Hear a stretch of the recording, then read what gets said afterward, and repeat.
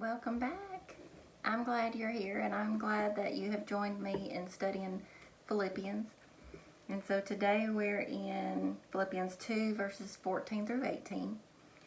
And it says, "Do all things without murmurings and disputings, that ye may be blameless and harmless, the sons of God without rebuke, in the midst of a crooked and perverse nation, among whom ye shine as lights in the world, holding forth the word of life, that I may rejoice in the day of Christ, that I have not run in vain, neither labored in vain.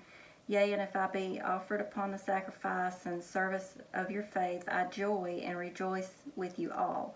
For the same cause also do you joy and rejoice with me."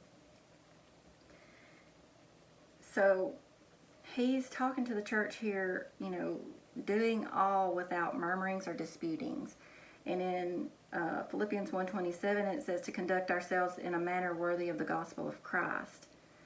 So, how many of us like to complain? Yeah. Yeah. Guilty. And it's funny because at work, I go to work, I do my things, I get my chores done.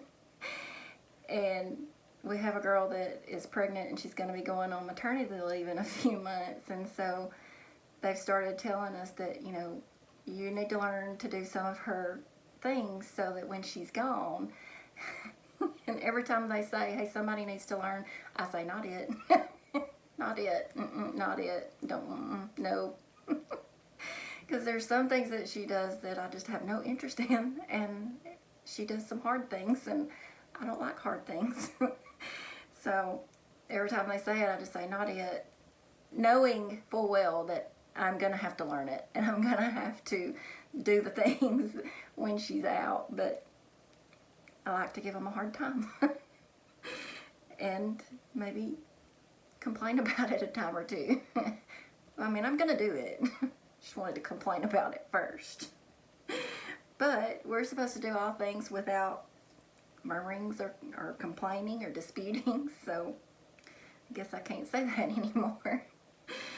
So one of the ways that we live, he's talking about our obedience and our obedience to Christ, and we're to conduct ourselves in a manner worthy of the gospel, and putting into practice and intentionally obeying God with reverence and humility. And one of the ways that our obedience is, we do the obedience, is doing everything without grumbling and arguing. Great. So yeah, I mean, nobody wants to be around a complainer. Nobody wants to hear somebody grumbling all the time. Our grumbling and our complaining is a form of disobedience. And ouch. Just ouch.